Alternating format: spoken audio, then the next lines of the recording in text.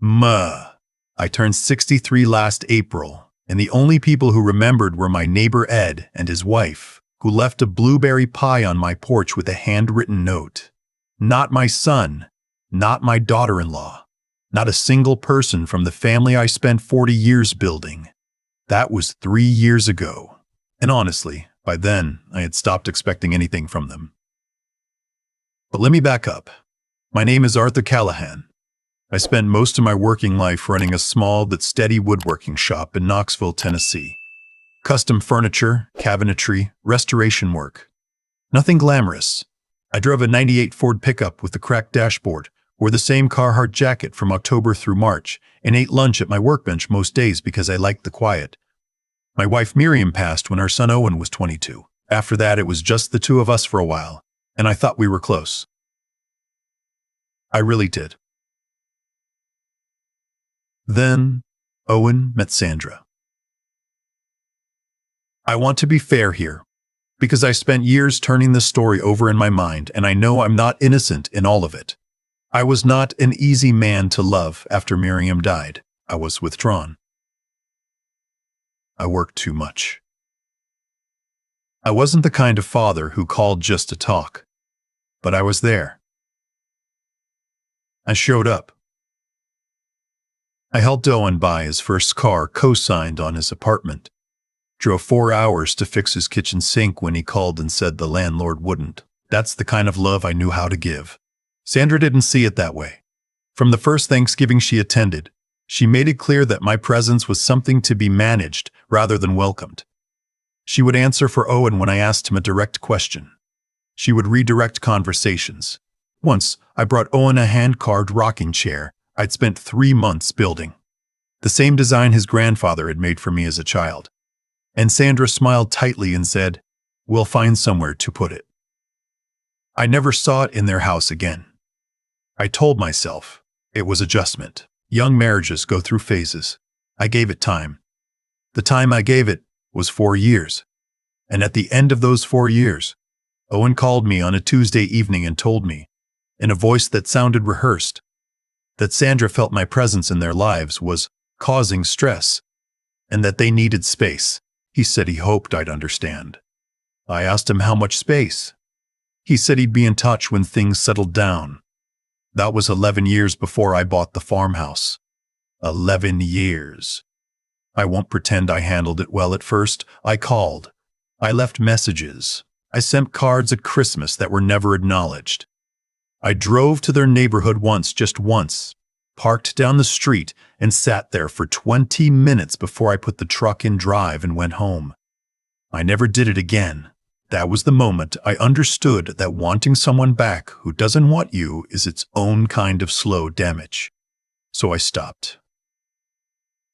I poured everything I had into the shop. Hired 2 guys, then 4. Started taking on commercial contracts, restaurant interiors, hotel lobbies, a small chain of wine bars that wanted reclaimed wood throughout. The work expanded, and so did the revenue. By the time I was 60, the shop was generating more than I'd made in the previous 20 years combined. I sold it to a developer from Atlanta for enough money that I sat in my truck afterward and stared at the number on the check for a long time. I wasn't rich the way people on television are rich, but I was comfortable in a way I had never been in my life. I bought a farmhouse on 12 acres outside of Asheville, North Carolina. Old stone foundation, wrap-around porch, a barn I converted into a workshop just for my own projects, the kind of place I used to sketch in the margins of estimate sheets when I was tired and daydreaming. I moved in on a Thursday, sat on the porch that evening with a glass of iced tea, and felt something I hadn't felt in years. Peace. Just that. Plain and quiet peace. I had a neighbor, a retired schoolteacher named June, who brought me tomatoes from her garden. I had my dog, a senior beagle named Clyde, who had opinions about squirrels and very little else. I had my workshop, my mornings, and a life that fit me like something I'd made myself. I was not expecting anything to interrupt it. But then Owen called.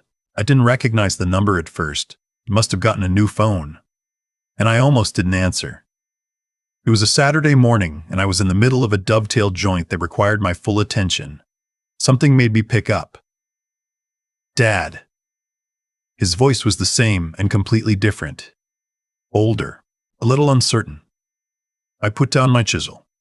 Owen. He said he'd heard I'd moved. Said he'd heard the shop sold well. I didn't ask how he'd heard because it didn't matter. Information like that travels. What I was paying attention to was the shape of the conversation. What it was moving toward. What it was setting up. He said Sandra would love to see me.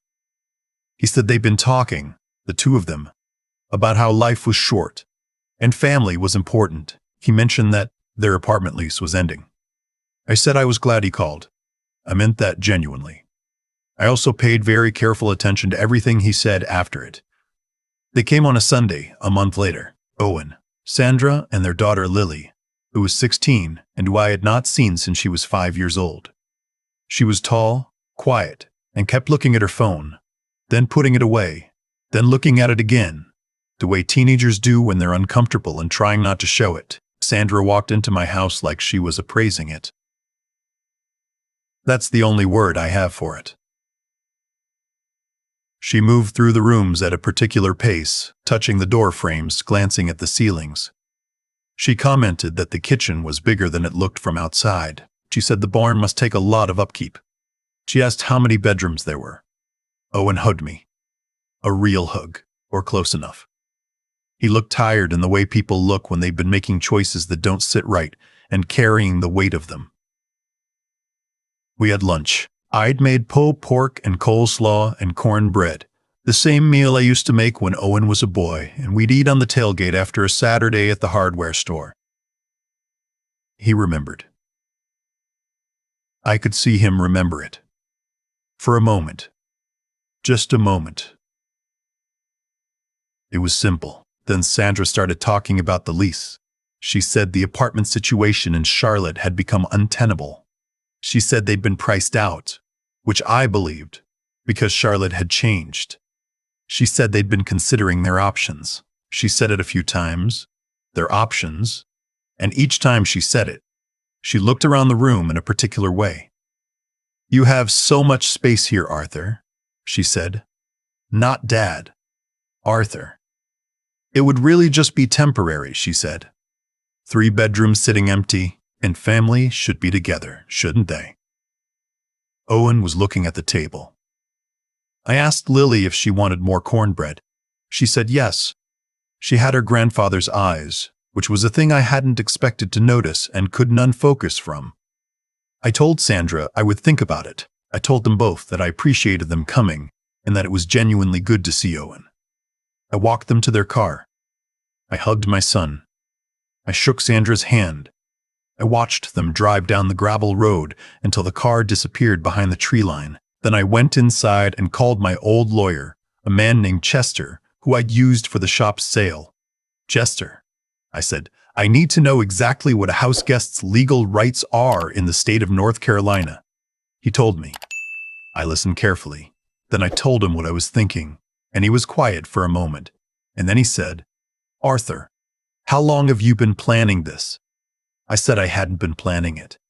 I said I'd been paying it in, which was different. What came out over the following 6 weeks, through careful conversation and one phone call I made to a woman Owen had been close with in his 20s.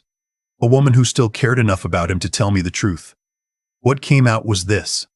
Sandra had run up significant debt, not household debt, personal debt, the kind that accumulates when you spend beyond any income.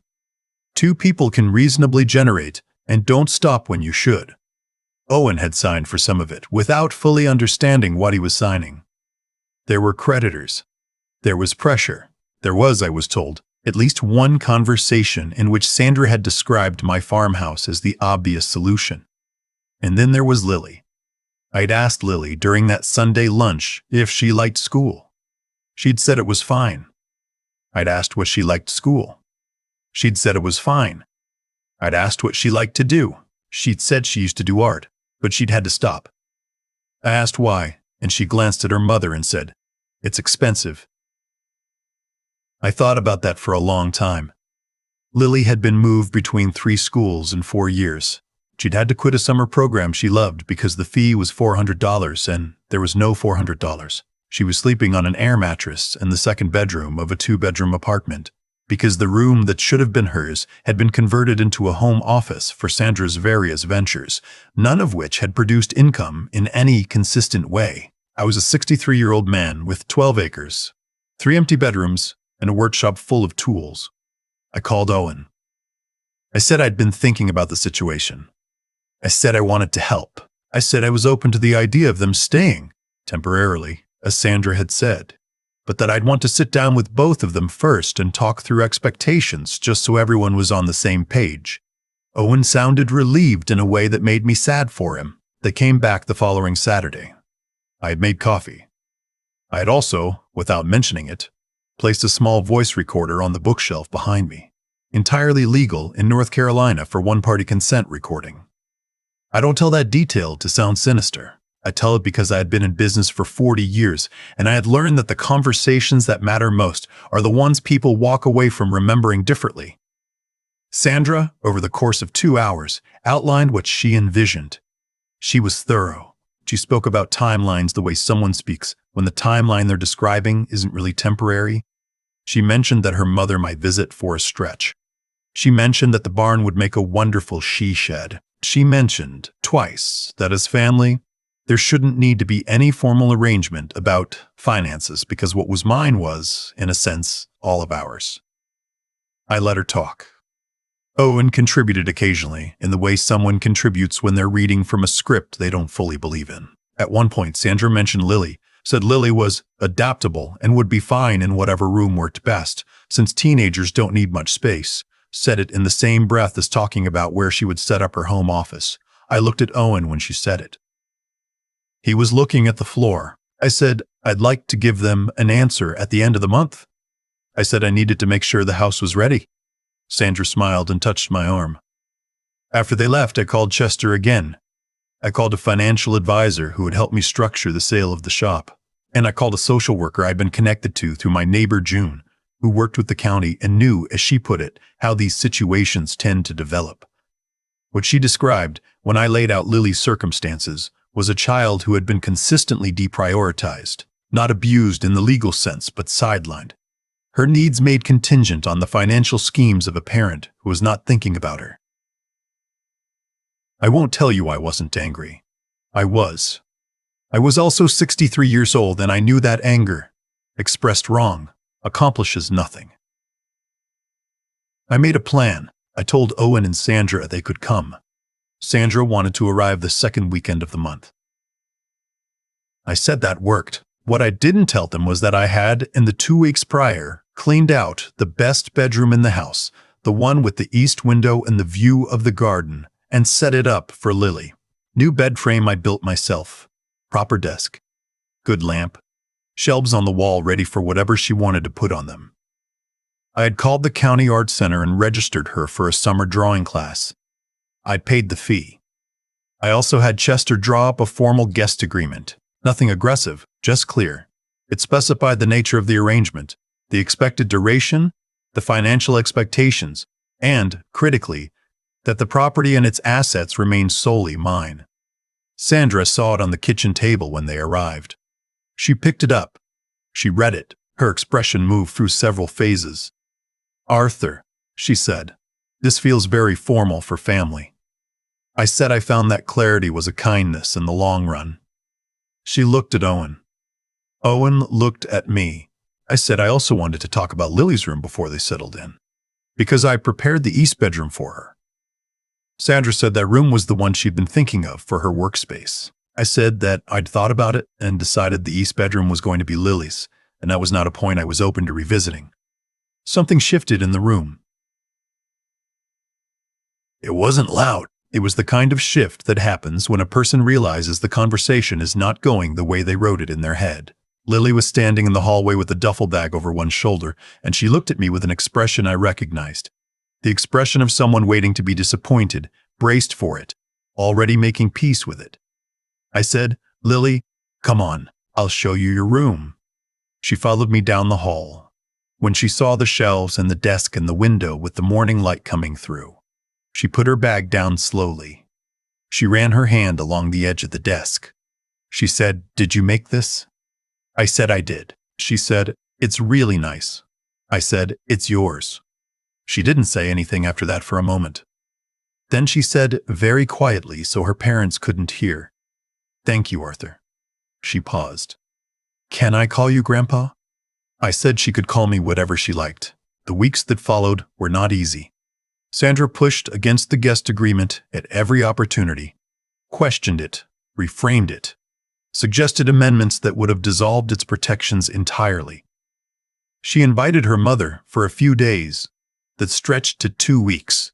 She submitted a proposal, an actual written proposal, for taking over management of the property's finances, which she presented to me over dinner one evening as though this were a reasonable thing.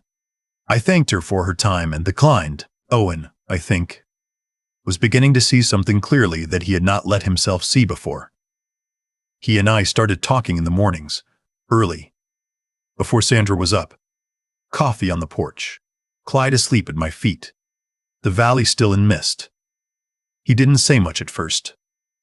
Neither did I, but we started to occupy the same silence in a way we hadn't in a very long time. One morning he said, "Dad, I'm sorry for the 11 years." I looked at the valley for a while before I answered. I said, "I know." He said, "I don't know how I let it go that far." I didn't answer that one. I didn't think he needed me to. Some things a man has to carry himself and work out in his own time. The agreement that ended the arrangement did not come with shouting. I want to be clear about that, because I think people expect these stories to end with confrontation, with someone triumphant and someone shamed in front of a crowd. It wasn't like that. What happened was, Sandra, over the course of 3 months, violated the guest agreement in enough specific ways that Chester determined I had clear grounds to terminate the arrangement. The formal notice was delivered on a Thursday morning. Sandra's response was several things, in sequence: disbelief, then negotiation, then anger, then a conversation she had loudly on the phone in the kitchen, without closing the door, which Lily and I heard from the back porch where we were looking at a drawing Lily had made in her class. Lily folded the drawing carefully and put it in her sketchbook without saying anything. I said, "You know this doesn't have anything to do with you." She nodded. Then she said, "Where will we go?" I said that I had spoken with Owen and that Owen was going to stay with a friend for a while, get some space to think, and that as far as I was concerned, if she ever needed a place next summer for school breaks, anytime, her room was here. She said, "Really?" I said, "I built that desk for you. It's not going anywhere." Sandra left 10 days later. She took 3 carloads of things, some of which were hers and some of which required a brief conversation with Chester to return. There was no dramatic scene. There was a goodbye that was not really a goodbye, and then her car was gone. Owen left the same day. He hugged me for a long time. He said he'd call. He did call. 2 days later, and then again the following week, and the week after that. Those calls are still happening. Lily came back in June. She arrived with 2 suitcases, her sketchbooks, and a small cactus she'd bought at a gas station and named Gerald. She's enrolled in the arts program at the community college in the fall. She helps me in the workshop on Saturday mornings, learning to read grain and measure twice. She asked me once if I was angry about the 11 years I missed. I thought about it honestly before I answered.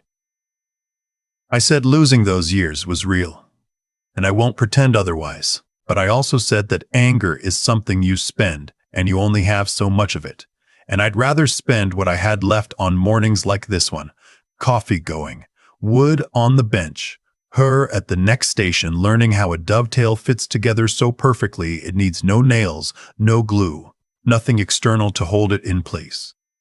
She said that was a good way to think about it. I said her grandmother had taught me that a long time ago. The valley was in morning light.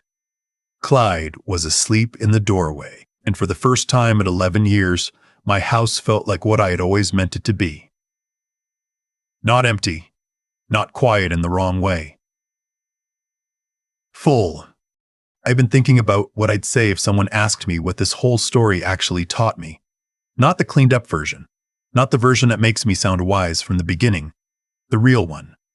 The honest answer is that I spent 11 years doing the wrong thing with my pain. I kept reaching toward people who had already turned away. I sent cards that were never opened. I drove to a neighborhood and sat in my truck like a man waiting for permission to exist in his own son's life. And every one of those things, every single one, cost me something I can't get back. That's not self-pity. That's just true. The choices I made in those early years of the estrangement. To keep absorbing the silence. To keep offering without boundaries. Those choices had weight. They had consequences. Not because I was punished for them, but because that's simply how things work. What you accept, you extend. What you refuse to examine, you repeat. What finally changed me wasn't anger. It wasn't bitterness, though I had both. What changed me was work. Actual, physical, unglamorous work. I went back to the bench. I made things with my hands that were true and useful and would outlast me. And somewhere in that process, somewhere between the measuring and the cutting and the fitting, I stopped waiting for the life I thought I was owed and started building the one in front of me. That's the only philosophy I have. It isn't complicated. It doesn't have a name. It's just stop waiting, start making. When Owen and Sandra came back, I was not the same man they'd left behind. I want to be clear about that. I didn't win anything because I was smarter or more righteous. I was in a position to protect myself and Lily because I had spent 11 years becoming someone who knew how to pay attention, how to hold a boundary, how to read a room without flinching. That's not luck. That's what staying present in your own life produces, slowly, over years, whether or not anyone is watching. And Lily. I keep coming back to Lily. She is the part of this story I didn't plan for and couldn't have. A 16-year-old girl who had been managed around her whole life, whose needs were always the thing that got moved to make room for something else. She walked into a room I'd built for her and ran her hand along the edge of a desk and asked if I'd made it, and something in me that had been waiting a very long time finally had somewhere to land. That's what I'd tell anyone who's in the middle of a long estrangement right now, still sending the cards that don't get answered. The goal isn't to win them back. The goal is to become someone whose life has room for what actually matters. And then, to protect that room fiercely, deliberately, with both hands. Owen and I talk every week now. We don't talk about Sandra much. We talk about Sandra much. We talk about Lily. About the workshop, about whatever is sitting in front of us that isn't perfect. It has the weight of 11 years in it. But it's real, and I'll take real over perfect without a second thought. I sold the name of my business, but I kept the knowledge. That's a line from the story, and I meant it when I said it, and I mean it now. The knowledge is this: what you build quietly, with your own hands, over years of showing up when no one is watching. That is the only thing that is truly yours. And no one can walk into your house and claim it. Not without your permission. And I am done giving permission. I don't mean